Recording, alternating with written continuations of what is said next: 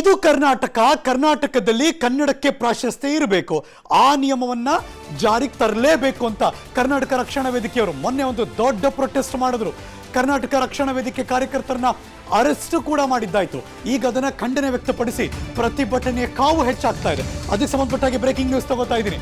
ಬೆಂಗಳೂರಿನ freedom park ನಲ್ಲಿ ಇವತ್ತು ಪ್ರೊಟೆಸ್ಟ್ ಮಗ್ಗದೊಂದು ಲೆವೆಲ್ಗೆ ಹೋಗ್ತಾ ಇದೆ. Breaking news.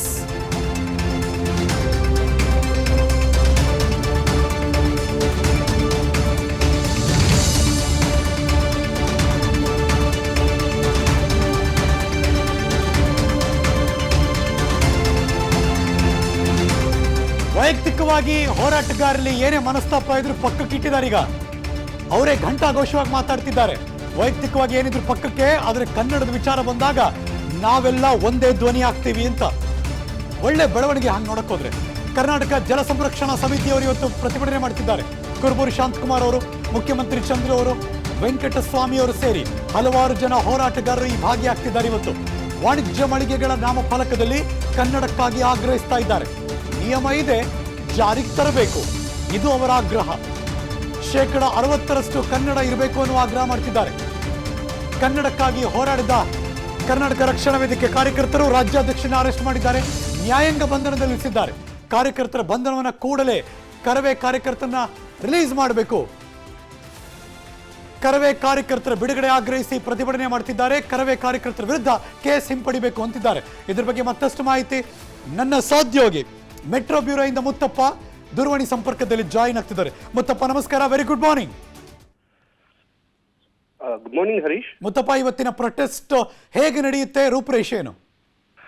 ಹರೀಶ್, ಈಗಾಗಲೇ ಏನು ಪೊಲೀಸರು ಕೆಲವೊಂದಿಷ್ಟು ಕರವೇ ಕಾರ್ಯಕರ್ತರ ಜೊತೆಗೆ ಕರವೇ ರಾಜ್ಯಾಧ್ಯಕ್ಷರನ್ನ ಕೂಡ ಅರೆಸ್ಟ್ ಮಾಡುವಂತಹ ಕಾರಣಕ್ಕಾಗಿ ಎಲ್ಲರೂ ಕೂಡ ಈಗ ಒಂದಾಗಿರುವಂತದ್ದು. ಯಾಕಂದ್ರೆ ಕೆಲವೊಂದಿಷ್ಟು ವೈಮನಸ್ಸಿತ್ತು, ವೈಯಕ್ತಿಕವಾದಂತಹ ಜಗಳಗಳಿದ್ದು ಕನ್ನಡಪರ ಸಂಘಟನೆ ನಡುವೆ. ಆದ್ರೆ ಈಗ ಕನ್ನಡಕ್ಕಾಗಿ ಹೋರಾಟ ಮಾಡ್ತಿರುವಂತವರನ್ನ ವಶಕ್ಕೆ ಪಡೆದುವಂತಹ ಕಾರಣಕ್ಕಾಗಿ ವಾಟಾಳ್ ನಾಗರಾಜ್ ಆಗಿರ್ಬೋದು, ಪ್ರವೀಣ್ ಶೆಟ್ಟಿ, ಸಾರಾ ಗೋವಿಂದ್ ಸೇರಿದಂತೆ ಇನ್ನಿತರ ನಾಯಕರು ಎಲ್ಲರೂ ಕೂಡ ಇವತ್ತು ರಾಜ್ಯ ಸರ್ಕಾರದ ವಿರುದ್ಧ ಪ್ರತಿಭಟನೆ ಮಾಡೋಕೆ ಮುಂದಾಗಿರುವಂತದ್ದು. ಮುಖ್ಯವಾಗಿ ಇವತ್ತು 11 ಗಂಟೆ ಸುಮಾರಿಗೆ ಫ್ರೀಡಂ ಪಾರ್ಕ್ ನಲ್ಲಿ ಕುರುಬೂರು ಶಾಂತಕುಮಾರ್, ಮುಖ್ಯಮಂತ್ರಿ ಚಂದ್ರು, ವೆಂಕಟಸ್ವಾಮಿ, ಗುರುದೇವ್ ನಾರಾಯಣ್ ಸೇರಿದಂತೆ ಹಲವಾರು ಸಂಘಟನೆಯ ಕಾರ್ಯಕರ್ತರು ಫ್ರೀಡಂ ಪಾರ್ಕ್ ಬಳಿ ಸೇರ್ಕೊಂಡು ಅಲ್ಲಿಂದ ಜಾಥಾ ಹೋಗುವ ಮೂಲಕ ಸಿಎಂ ಮನೆ ಮುತ್ತಿಗೆ ಅಥವಾ ಗೃಹ ಸಚಿವರ ಮನೆಗೆ ಮುತ್ತಿಗೆ ಹಾಕುವಂತಹ ಕೆಲಸವನ್ನು ಮಾಡ್ತಾರೆ. ಯಾಕಂದ್ರೆ ಕನ್ನಡ ಪರ ಸಂಘಟನೆಯ ಕಾರ್ಯಕರ್ತರನ್ನ ಏನು ಅರೆಸ್ಟ್ ಮಾಡಿದ್ದಾರೆ ಅವರನ್ನು ಕೂಡಲೇ ಬಿಡುಗಡೆ ಮಾಡಬೇಕು. ಜೊತೆಗೆ ರಾಜ್ಯ ಸರ್ಕಾರ ಆದೇಶದಂತೆ 60% ವಾಣಿಜ್ಯ ಏನು ಬೋರ್ಡ್ಗಳು ಇರ್ತವೆ ಅದರಲ್ಲಿ ಕನ್ನಡವನ್ನ ಬಳಕೆ ಮಾಡಬೇಕು ಅನ್ನೋ ಒತ್ತಾಯಿಸಿ ಇವತ್ತು ಪ್ರತಿಭಟನೆ ಮಾಡ್ತಿರುವಂತದ್ದು. Harish, okay, thank you so much Muthappa, ಈ ಕ್ಷಣದ ಮಾಹಿತಿಯನ್ನು ಅಪ್ಡೇಟ್ ಮಾಡಿದ್ದಕ್ಕೆ.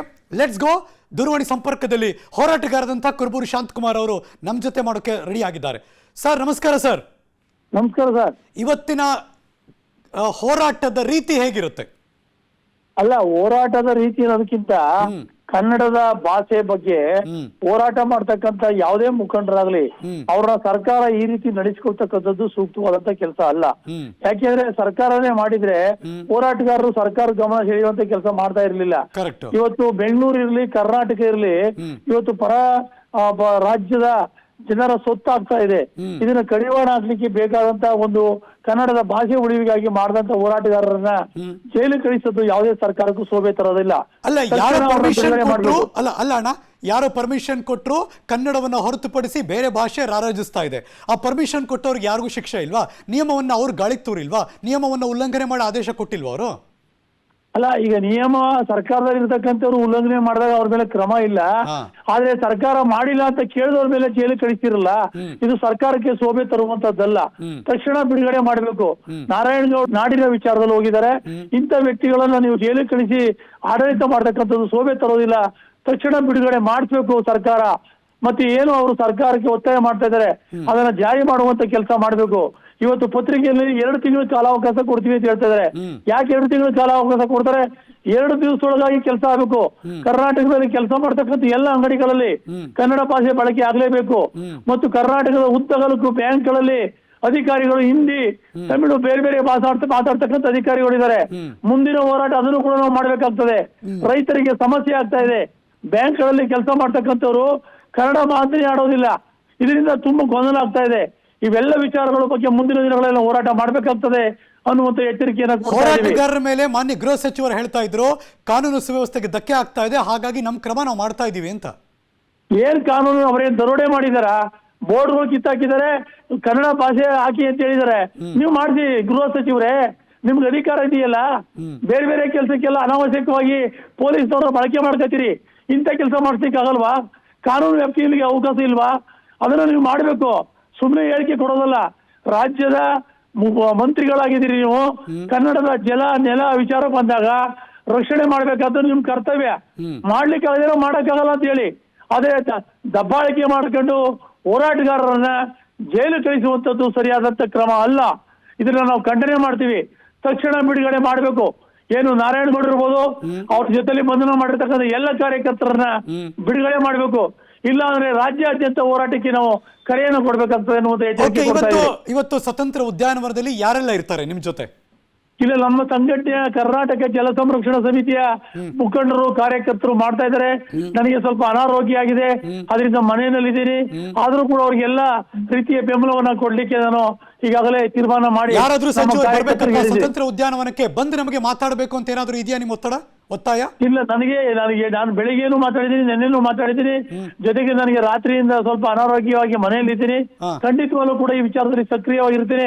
ಇವತ್ತು ಒಂದ್ ದಿವಸ ನನ್ನ ಆರೋಗ್ಯ ಸುಧಾರಣೆ ಆದ್ರೆ ಹಂಗಲ್ಲ.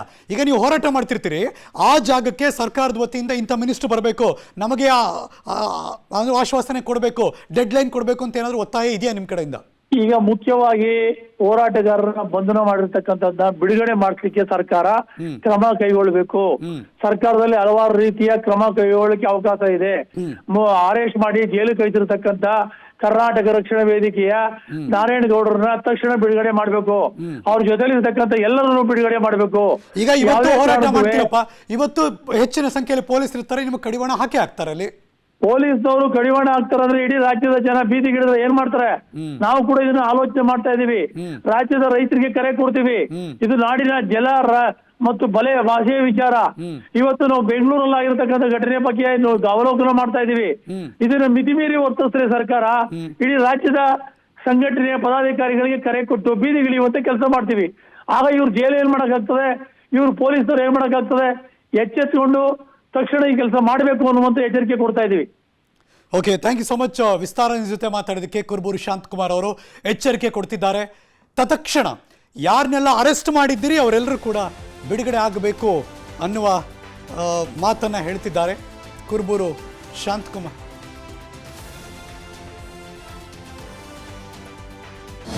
ಅನುಕ್ಷಣದ ಸುದ್ದಿಗಳಿಗಾಗಿ ವಿಸ್ತಾರ ನ್ಯೂಸ್ ಯೂಟ್ಯೂಬ್ ಚಾನೆಲ್ ಸಬ್ಸ್ಕ್ರೈಬ್ ಮಾಡಿ.